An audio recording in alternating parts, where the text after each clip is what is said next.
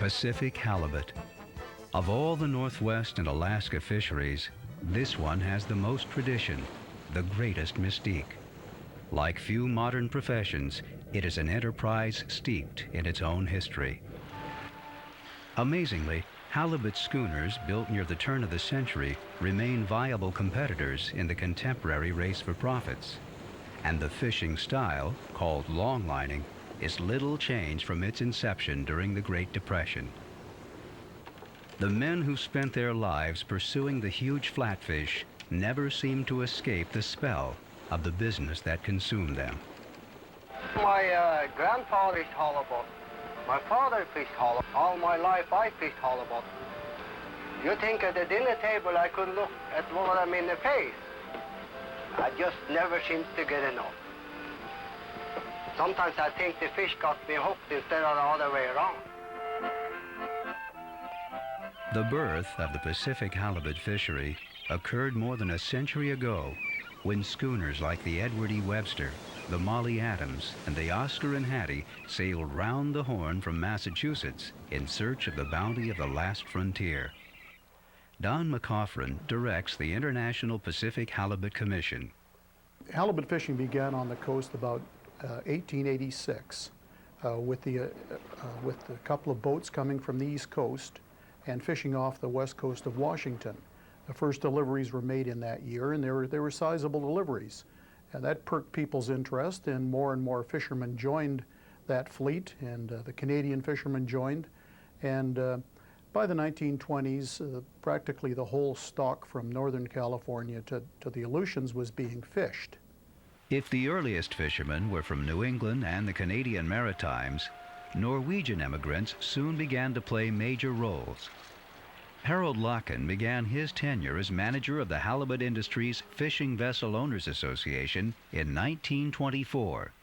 They mostly came from, in the early days, from relatives. A father would bring a son in, or bring a brother, or they would bring people from Norway, and the people from Norway, of course, had experience in the old country in fishing, so they were good candidates for fishing here. Sometimes their route to the United States was a circuitous one that led through remote ports like Prince Rupert in northern British Columbia. Andrew Ness was a case in point.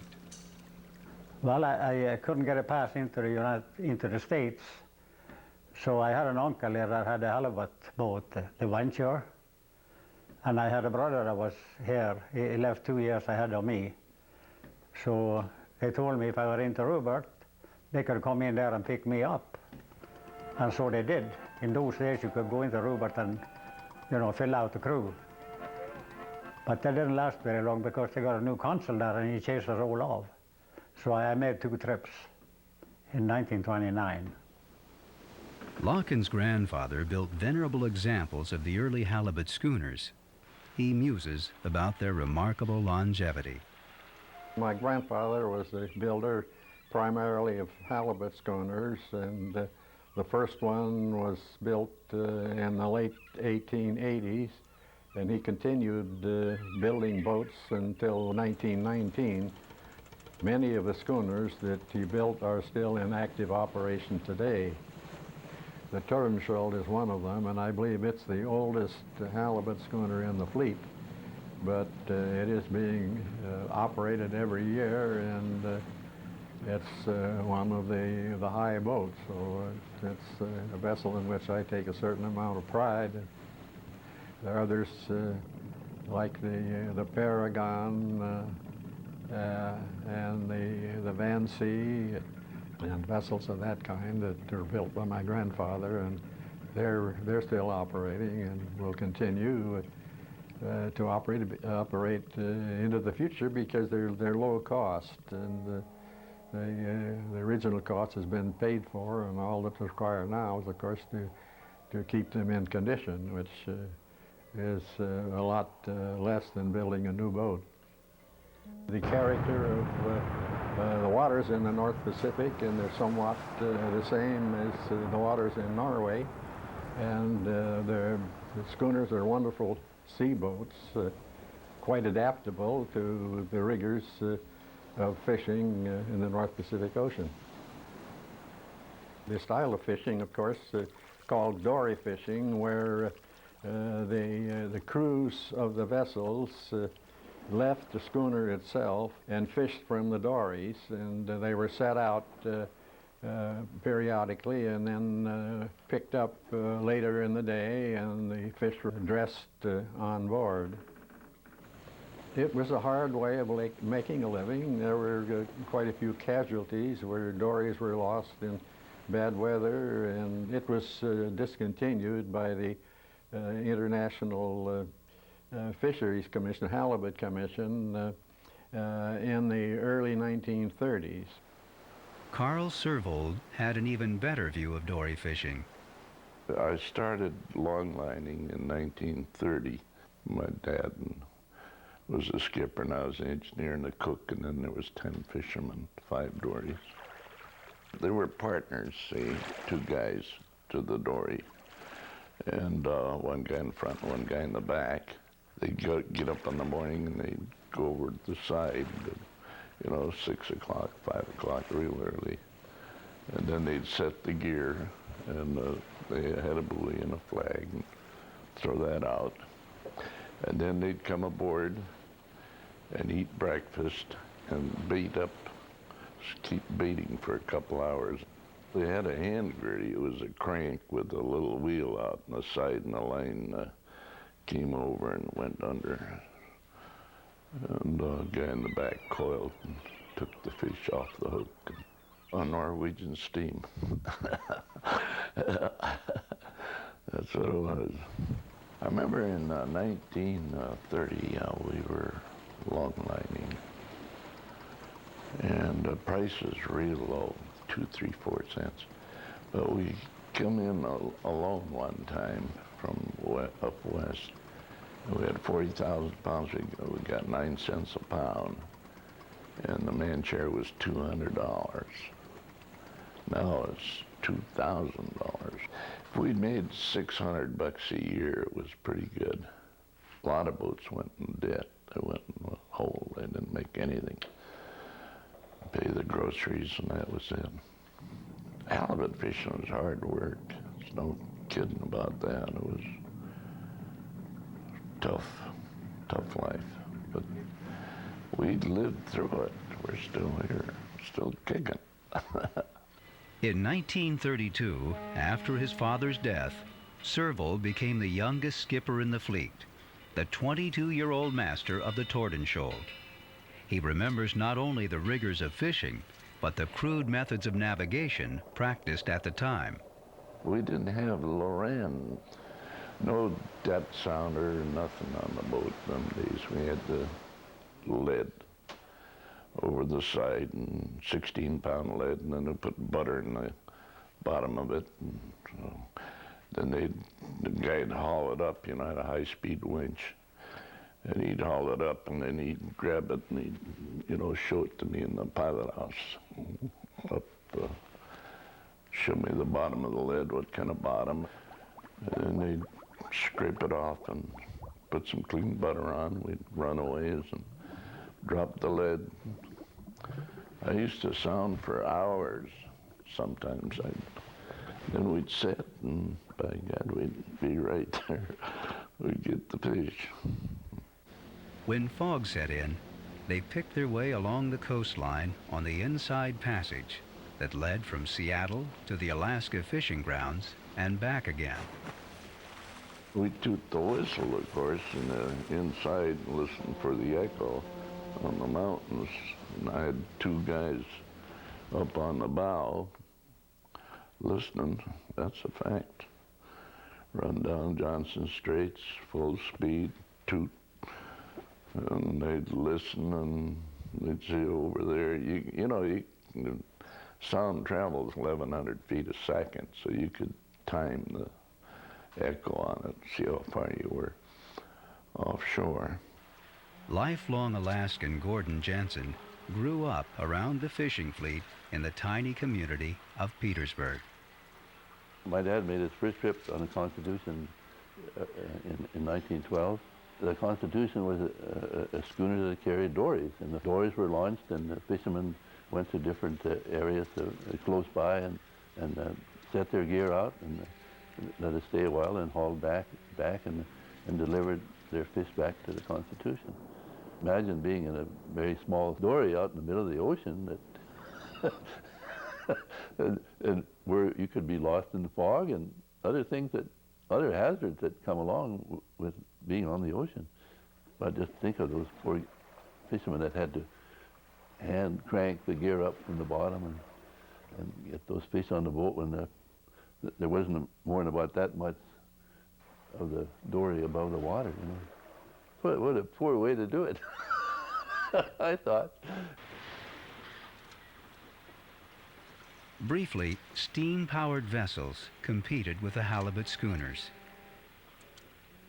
The steamers came into the fishery between 1900 and 1910, and they continued for 10 or 20 years, but they were too expensive to operate, and as a result, they were gradually phased out, and their places were taken by the halibut schooners. Although the steamers proved too expensive, schooners continued to thrive.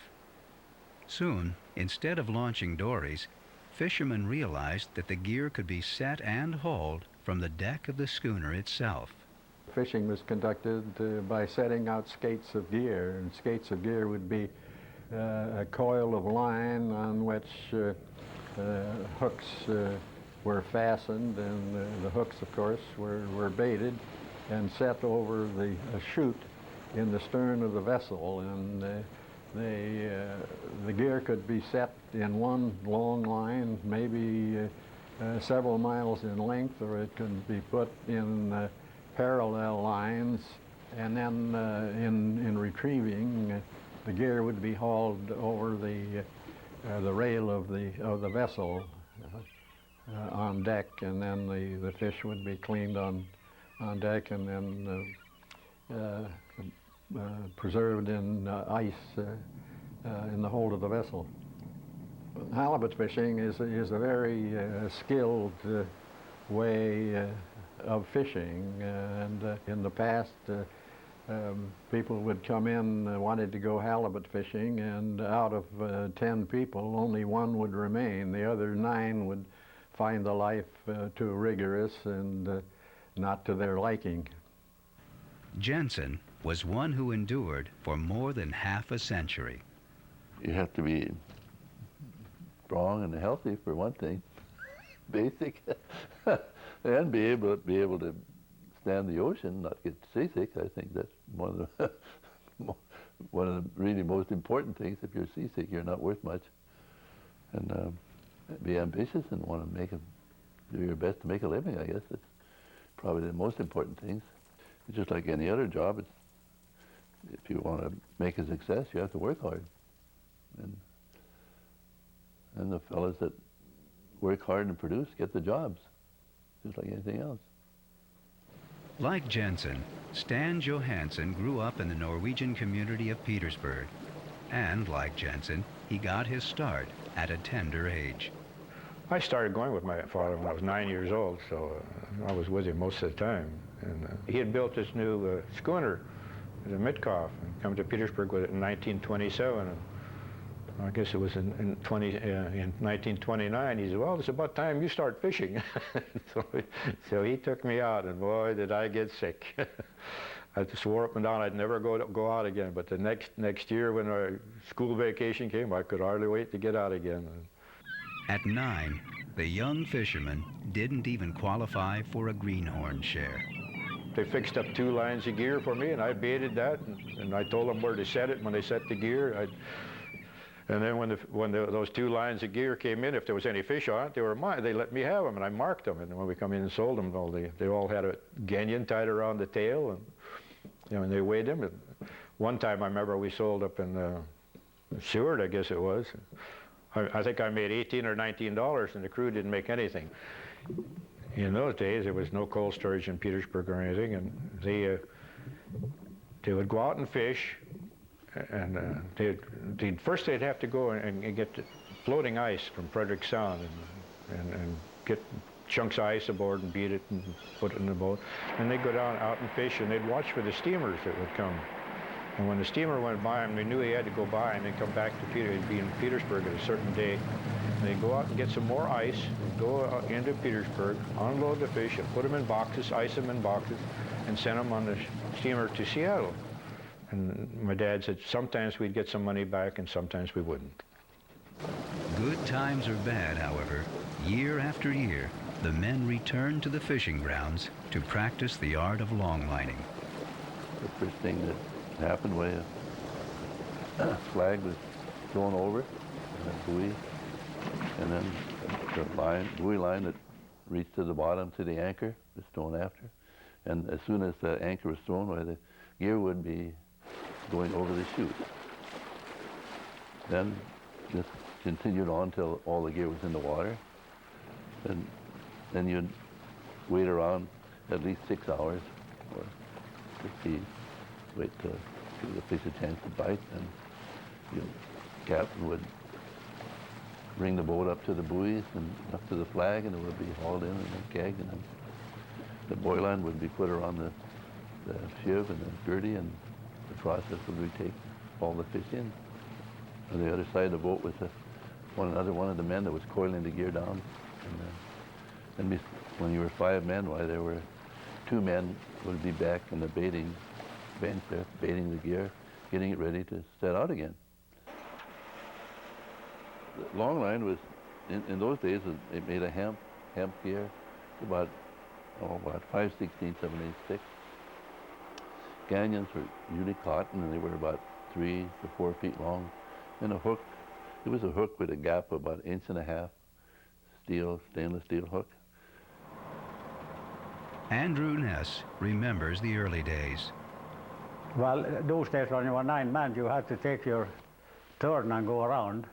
You bait it, and then you would go to the ruler, and then you went and coiled, and that's the way it kept on going.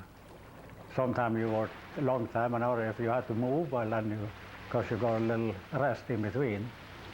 There's a rule of thumb, when you were 9 men, you stayed 12 hours on deck, and then you were supposed to get 6 hours off, but of course it was more 14 and 16 and the rest in the bunk. We had one trip, this was on the city of Seattle, boat I had parked in, and we happened to run into pretty good fishing, and we came in, we had 120,000 pounds, which was a big trip in those days, because most of the halibut boats didn't carry that much fish. And we must have gotten a fair price, because our stock was 30,000. Otherwise, we sold fish for $30,000 worth. And we got into Seattle Times. I don't know what page we were on, but the check was in there. So we thought maybe we didn't have to fish anymore. But the next trip we went out, we were just as hungry again. Fishermen worked for shares, not wages. Each man worked for a percentage of the catch in what they called the lay system. When fish were plentiful and the price was good, there were shares of plenty. If the fishing was scratchy or the market soured, there were shares of hardship. When we first started fishing, the boat share was 20%. That came right off the top. And then expenses, fuel and supplies and all these other things came next. And then the rest of the money was divided equally among the captain and the crew. Remember, when I first started fishing, we got cash, and we just went down the forecastle. And since I was the youngest, and I had to keep, write down the record and keep track of how the money was distributed. The captain, when he went to the settlement house or to pay the bills, well, he always got cigars, Some of us didn't smoke, complained, and why are you always getting cigars? And why don't you get something that we can use too, He didn't think much of it, but it was sort of a little something different. Why don't you get some bananas or some apples that we can have? As fishing technique improved, so did its impact on the halibut resource. In the early days, the fleet simply kept moving north and west in search of virgin stocks. Eventually, however, they had to confront biological reality. The resource, of course, was first utilized off of the Washington coast, and then gradually fishermen went farther and farther in order to make it easier to catch fish, and till eventually they went up as far as the Pribilof Islands in the Bering Sea. And then when depletion set in, it set in the southern fringes of the fishery, primarily off of the coast of Washington and then to some extent British Columbia, until the Halibut Commission was formed in 1924, and then began regulations which set seasons and then quotas and a myriad of other regulations designed to maintain the resource in good condition, more or less forever. And in my opinion, it seems that the North Pacific is capable of harvesting or yielding 65 million pounds of halibut a year. Anytime it goes over that, why then the resource begins to suffer. And of course, anytime the catch goes under that, it could be increased. The International Pacific Halibut Commission was formed under the pressures from fishermen in the early 1920s that perceived that the stocks were in poor shape, and they demanded some kind of management regime be put into place to see what was happening with the stocks. So initially, IPHC, which is the present International Pacific Halibut Commission, started off as a research group to report to the governments to find out what was going on with the stocks. Well, as things happen, more and more research is done, and IPHC was kept in place, and it became a regulatory body. The first regulatory action that it made was to close the winter fishery during the spawning season. And as the years progressed, it was given more and more authority to create areas and set quotas and so forth, and it just kept growing to the size we have it today, which is has a complete management authority now. Working closely with the Commission were a pair of industry organizations, one representing the vessel owners and another the fishermen. The Fishing Vessel Owners Association, of course, is, as the name indicates, is an organization of the operators of the halibut vessels, and it started in 1914. Prior to that time, the Deep Sea Fishermen's Union was organized, representing the crews of the vessels, and the two organizations side by side, while they had arguments among themselves at the time, they had many other activities in which they were engaged both on the same side. To sell their catches, the fleet relied on an auction conducted in the morning hours along Seattle's waterfront. Rufus Littlefield founded Seattle Seafoods Company, one of the buyers that attended the auction daily. There's some 11 or 12 buyers involved that participated in the auction, and it was a big blackboard. The skippers would list their hailing and what they felt they had aboard, their best guesstimate of what they had aboard, of total catch, and also by sizes. And then that would be all listed by boat name. Then the buyers would bid on the various boats, and the bidding was done with tenths of a cent intervals. And when we got up to 20 cents a pound, we got too little worried about the price being too high.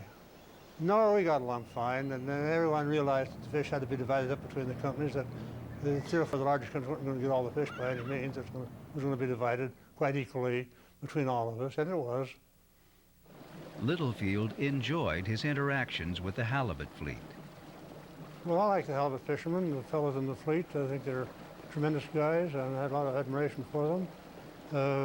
Going to the far western areas to catch fish and bring it, in my day, all back into Seattle or Prince Rupert, 8-day trips to get home with your catch.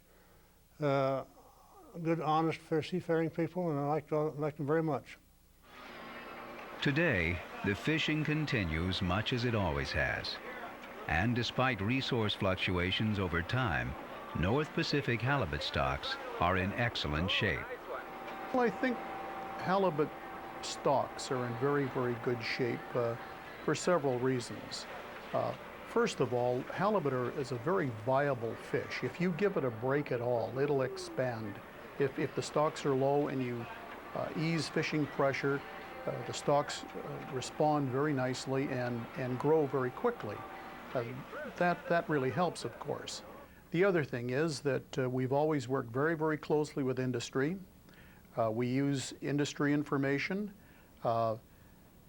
just to set quotas and so forth, plus biological information we collect. It's done very scientifically. There's very little political interference with the staff's activity, practically none. And when you have an international agency, you seem to get reduced political pressures to overfish. And the quotas that have been set for halibut throughout its history have been based on good science.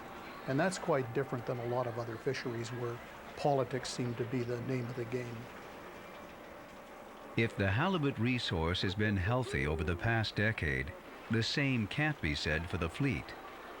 Beginning in the 1980s, the abundant halibut resource and overcrowding in other North Pacific fisheries caused an explosion of effort as thousands of new boats found their way to the halibut grounds. Dean Adams, who began his fishing career at age 15 aboard the family schooner Grant, represents the current generation of halibut fishermen. His career has coincided with the transition from the gentleman's fishery of 20 years ago to the frantic derby fisheries of the early 1990s, when fishing seasons that once spanned months were reduced to a matter of hours.